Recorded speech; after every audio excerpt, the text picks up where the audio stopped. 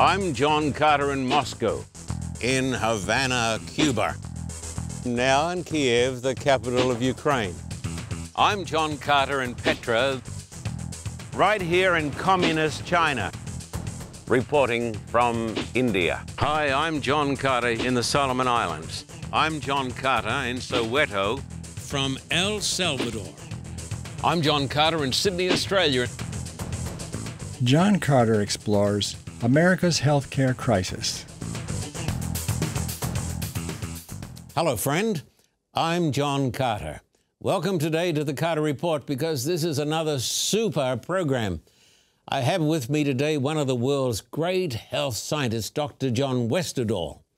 And we're talking about the greatest health crisis in the history of the United States of America. Would you like to feel better? Would you like to look better? Would you like to have more energy? Would you like to live longer? If you would, this program is for you today. Welcome today to the Carter Report. Greater Manila is more than 20 million souls. Almost all these beautiful people are ignorant of the true gospel of Christ. Manila needs Jesus. 35 years ago, John Carter came to Manila. Pastor Carter is returning to Manila with an urgent assignment: preach the gospel of Christ and the great truths of the Bible. Don't water down the message. Make it plain, make it clear, make it Christ-centered. The Carter Report needs your help now to light a fire in the Philippines. Your gift will help open the doors of bondage, smash the chains of sin, and open the gates of paradise to thousands of lost souls. The churches have sent out an urgent plea for the Carter Report to return. Help us proclaim the true gospel of Christ to the beautiful Filipino people. Please send your support to the address on the screen, visit our website, or call the Carter Report. Hello, friend. Welcome today to the Carter Report, and I'm John Carter. We're talking today about the great American health crisis. It concerns you and it concerns me. And with us today we have Dr. John Westerdahl. Glad to have you with us, Doctor. Good to be with you today, Pastor Carter. A world-famous health scientist. And we've just had a tremendous session with you, and we're going to have a terrific program now. We thank you for coming. Tell me about this health crisis that's going on today. You know, we're in a very serious situation when it comes to health in America. In fact, 70% of the patients that are in the hospitals today are there as a result of diet and lifestyle-related diseases. Just say that again. You said 70% of people in the hospitals are there because of their diet and their lifestyle. Because of their own bad choices. Bad choices, exactly. And because they've been brainwashed by television. That's true. You know, a lot of those unhealthy products you see advertised. Yeah, and these people who are putting out these television ads advertising this poison food, they don't do it because they love us, do they? No, it's the toxic American diet, they call it. Yeah. And in fact, we're spending more than $3 trillion a year in health care costs. That's staggering. That's more than the whole Australian economy. More than $3 trillion a year. That's right. I think that's more than what we spend on food.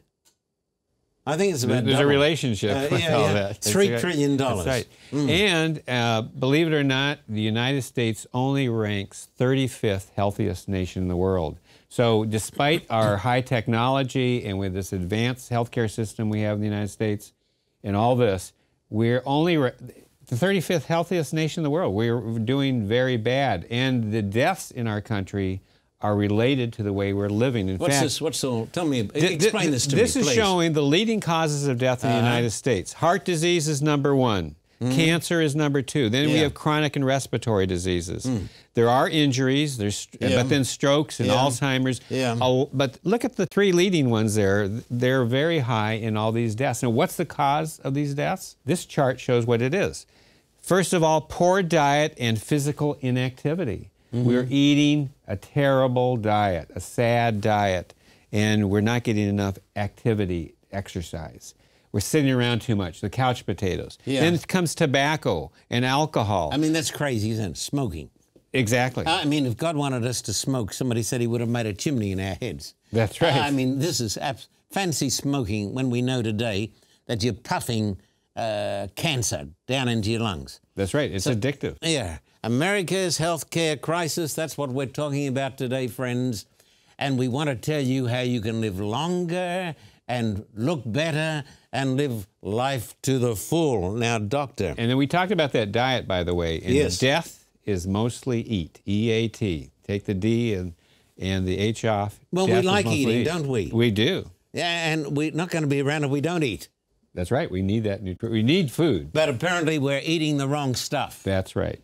And it's because we have been brainwashed by big companies who don't care about us, but they simply want us to eat their junk food. And then when I turn on American television, I find there's stuff advertising bad food, and then you got heaps of ads that are telling you to take these drugs. Right. And they're making billions out of us too. And the drugs are only Band-Aids for the real problem. Yeah, so we got this tremendous crisis. Now, there are 8 natural health laws, and you believe that if we follow those health laws, we could beat the healthcare crisis. God has put 8 natural remedies, 8 natural health laws into nature that we need to follow. We're going to talk about these today. Yes. First is nutrition. We'll get into that in a little bit. Yeah. Exercise, water, sunshine, temperance. Now, temperance is an old-fashioned word, but it means avoiding bad things for you, like tobacco and alcohol and these types of things, but being moderate even in the healthy things. Yeah, don't be dumb, in other words. Right. Yeah. Exactly. Then fresh air is so important. Rest. And I believe probably one of the greatest health laws of all is trust in the Creator God. So when things and when are you going do that, bad, everything fits in. you can have peace. That's right. And peace is a marvelous thing. Now, you really think that these simple health laws actually work today? I do. Now, tell me why you think they work. Because these are related to the lifestyle that we live. And when we live a healthy lifestyle, we can prevent a lot of the illnesses. Now, we're going to start off with the first one, nutrition. Yes. I want the viewers today to remember this, if they remember anything else when it comes to diet. Yeah. Foods from plants prevent the diseases that are killing us. Now, let me say to my friends watching out there in TV land, listen to this, because this man has got the facts. He's a world authority. He's a world scientist. And you're saying number one is... what is it? Nutrition. Nutrition. And eating more plant foods, very important. In fact, you know, Hippocrates, the father of modern medicine, said way back many years ago, let food be thy medicine and medicine be thy food. You know, when you look at the cultures of the world and their history, food was their medicine. I had nothing else. Before there was medicine, there was food. Yeah. And they looked at it as food for nourishment, but also that it was giving them health and longevity. So I tell people, eat your medicine, but eat your medicine in healthy foods. And these are the foods that science has shown that are important for us to eat. Nuts and whole grains. Yeah, can we talk about this? Fruits and vegetables. Yes, let's talk about some studies here. What about nuts? Are they important? Nuts are very important. In fact, this shows nut consumption and heart disease. This is showing the relative risk of heart disease. And the studies show that people who ate nuts at least 5 times per week had a 51% reduction in heart attacks and a 48% reduction in death from heart attacks. It's amazing. And you can see the fifth one over there, it's dramatic drop. Now, how many doctors write a prescription, I want you to eat more nuts every day? The patient would say, they write a prescription for drugs. But if the doctor did that, the patient would say, are you nuts? That's right. They want a drug, right? Yeah, they want a drug. They want a little pill. These are all types of nuts that you can eat, and I recommend that when you get these nuts, get the raw types of nuts, not the ones that have all that salt and oil added to it, but the raw nuts are the healthiest. And these are some of the different types of nuts, like almonds and walnuts and so forth. Very healthy for diet. And 5 servings a week, and that's a serving is just a little handful of nuts. Yeah, well, I eat nuts every day. I don't know what I do without nuts. Now, what about seeds? You had up there seeds. Yes, seeds fit into that category too. So there's pumpkin seeds. I've started eating pumpkin seeds. Okay, those are good. And flax seeds has those omega-3 fatty acids. Now, the other studies that we wanted to show is about whole wheat bread, not that white bread. This shows the relative risk of heart attacks when you have white bread, a mixed diet where you have some white bread and whole wheat, and this is whole wheat. So you can see there's a drop off in the risk of having a heart attack when you eat whole grain, 100% whole wheat bread. This study shows and proves the fact that the whiter the bread, the sooner you're dead. Oh, that's a good one. Say it again. The whiter the bread, the sooner you're dead. Did you hear this? The whiter the bread, the sooner you're dead. Now, I go to Trader Joe's on occasions. I have a number of places where I go regularly.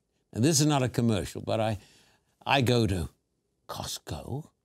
You know, I just like the excitement of going to Costco. That's my big high every week when I go to Costco. And then I go to Trader Joe's.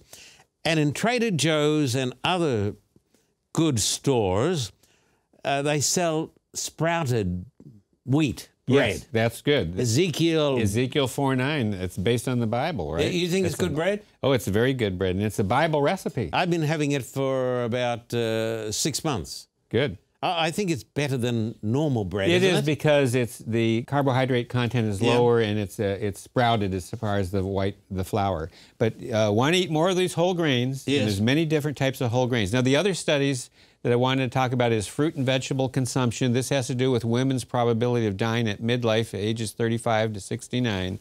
And it shows that the more fruits and vegetables that they eat, that's the low intake at the far right. This is the high intake, that they have significantly less risk of... Okay, now you're almost going a little bit too fast for me.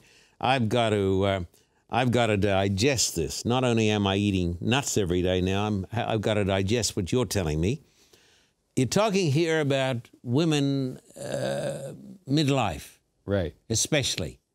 And it's beneficial if they do what? They eat more fruits and vegetables. The more numbers of servings of fruits and vegetables, the lower risk of premature death during the mid-years. But there are fruits and fruits, are there? Are all fruits the same? Well, all fruit, there's different fruits. All fruits have different benefits. Yeah, but you wouldn't want to just eat bananas, would you? No. You've got to have a variety. Well, now, this study shows men, the same type of study, and it's the same thing, is that the high intake of vegetables and fruit, the lower the risk of dying and prematurely. Does this sometimes throw out the sugar levels in the blood?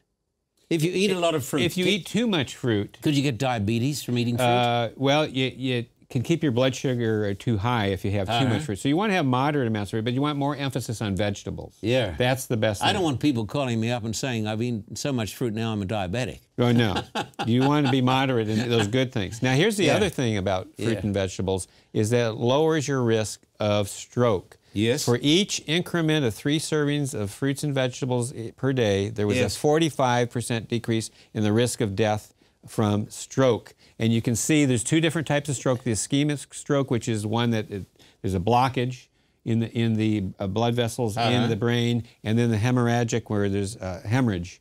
And all these show that when you eat larger amounts of plant foods, particularly vegetables and fruits, that this reduces your risk of dying of So up stroke. here, I don't see you saying to me you ought to have more Big Macs. No.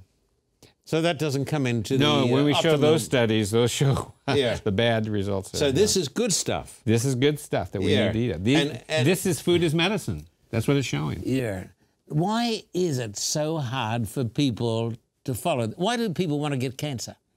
Why do they want to get heart disease? Why do they want to get strokes? I don't think they want to, but they're addicted to the wrong types of foods. They've been brainwashed. Yeah. And once they're caught on this merry-go-round, it's pretty hard to get off it, isn't it? It is. It's a struggle for people, but they can. And I've worked with a lot of people. Yes. Now, this shows the protective elements that we find in fruits and vegetables. Potassium lowers your blood pressure. Folate or folic acid helps to prevent high blood homocysteine levels, which can damage your heart. Fiber. The fiber you find in these fruits and vegetables can help you lower your blood pressure, they lower your cholesterol, and keep blood sugar under control. They have these antioxidants that God has put within these colorful fruits and vegetables that fight against disease such as cancer and Alzheimer's, such as vitamin C. Now, this is tons better than fruit juice, isn't it?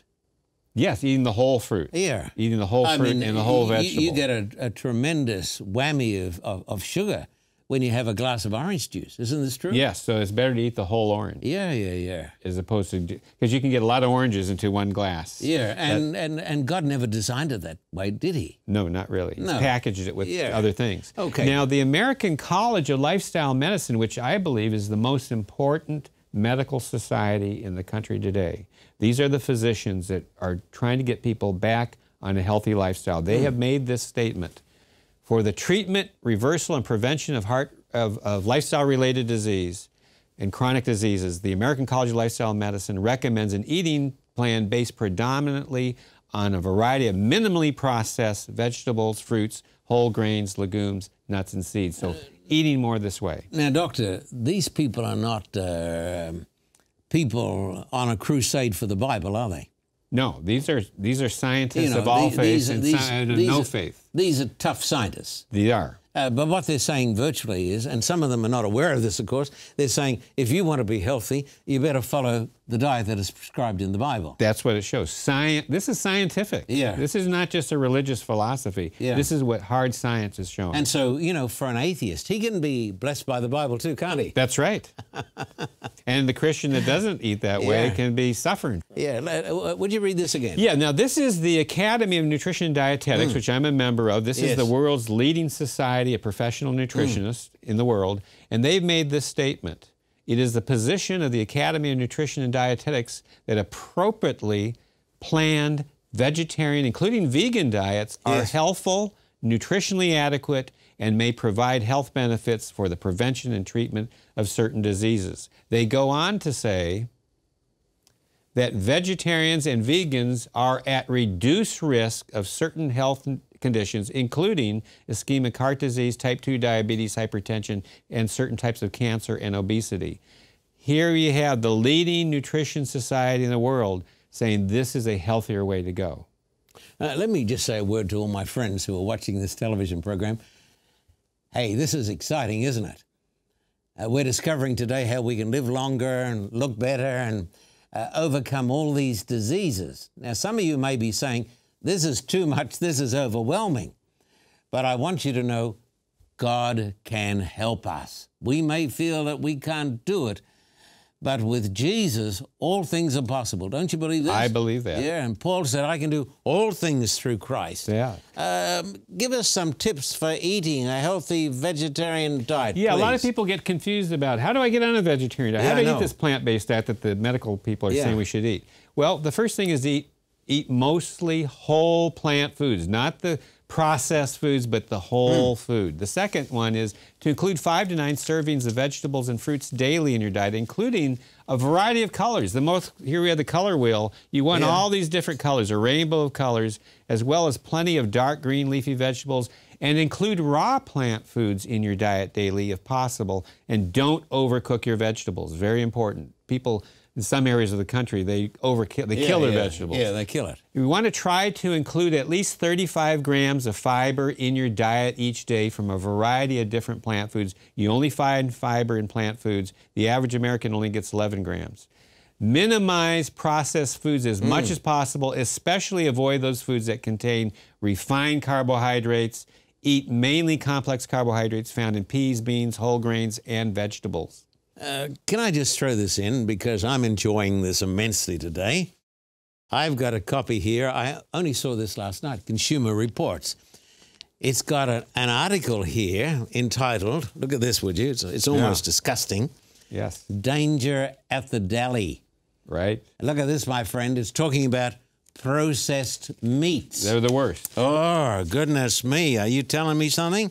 It says here that it's more than, now this would be conservative, more than 70,000 Americans die every year of cancer and heart disease because they eat processed meats. That's right. That's right. I mean, it's poison.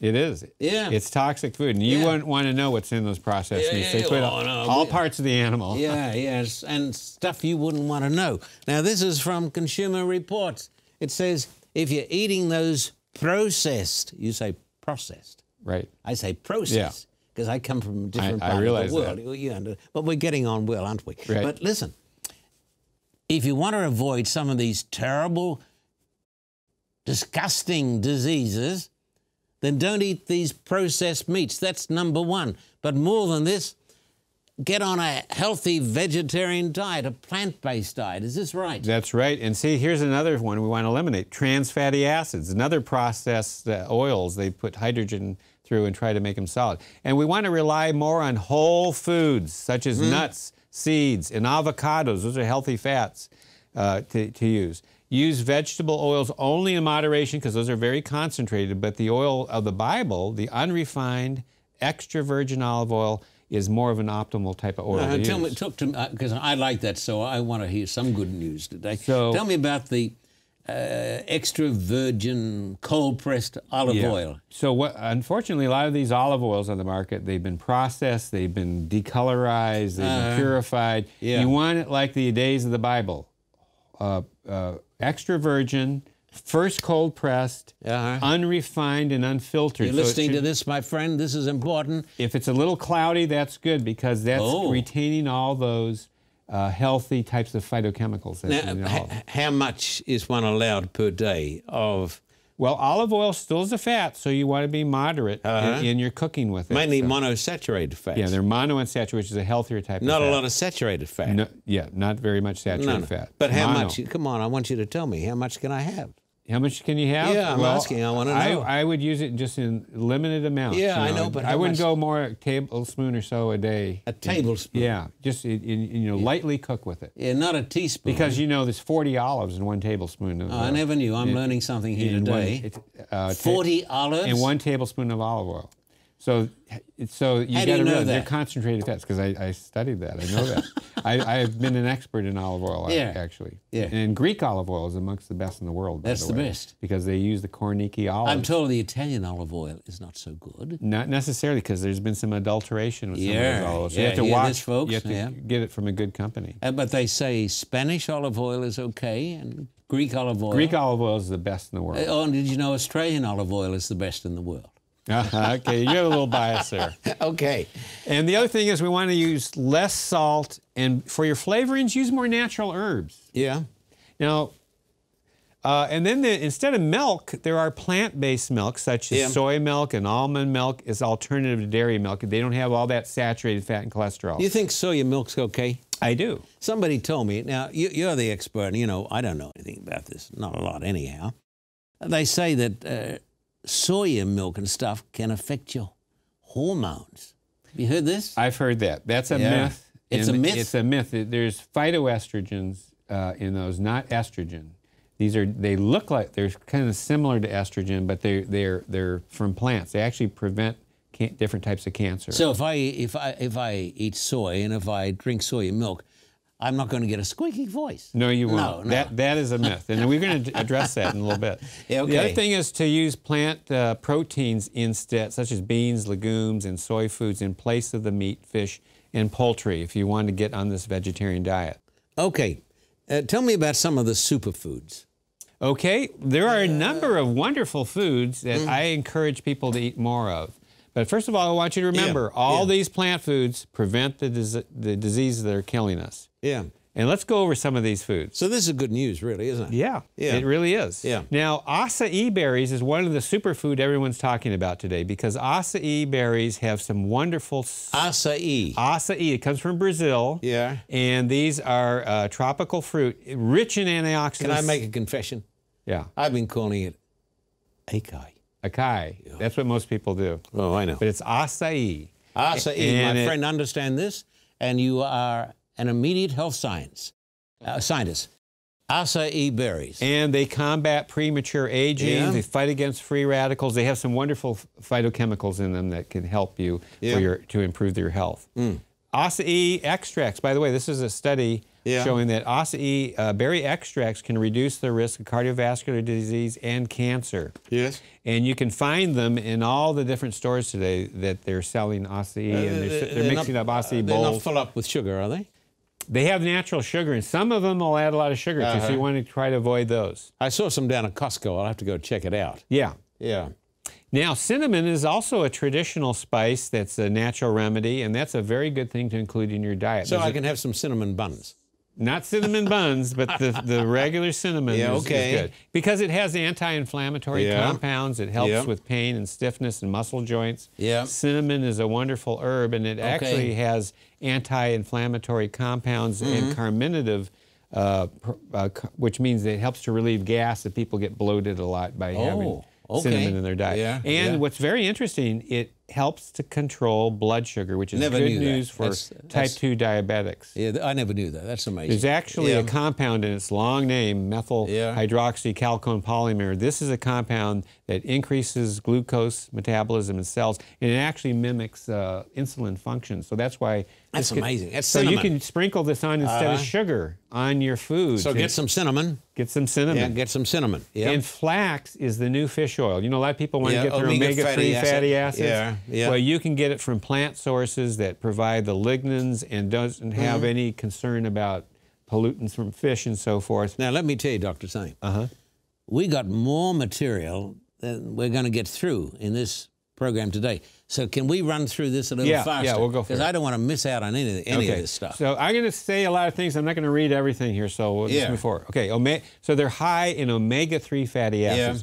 Get flaxseed, grind it up, put it in your foods. We're going to show a recipe sometime on that. What else we got here? Another thing is mangoes. Mangoes are packed nutrients with antioxidants, vitamins A and C. Include more mangoes in your diet. Oh, I like mangoes. And they have anti-cancer effects. They boost the immune system, and they're good for eyes, skin, and health. Okay. See what else we got coming up here. What's this?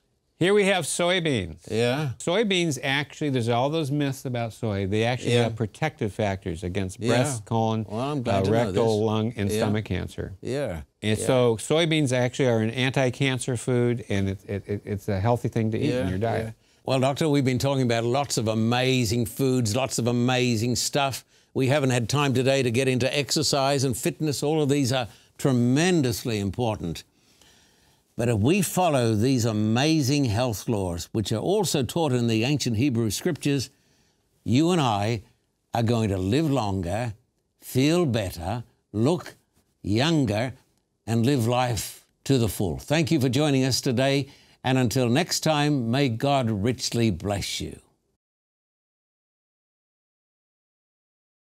Time. It takes only a minute to have eternal life. How can you get saved in a minute? It's simple. First, believe that Jesus was the Son of God. Second, accept His free gift of eternal life. And then you're saved. It's not hard. It doesn't take any time. You can be saved in a minute right now. Pray with me. Lord God, I realize that I am a sinner. My sin has separated me from you. I accept that your Son, Jesus Christ, died for me. I ask Jesus into my heart. If you prayed this prayer, you are saved.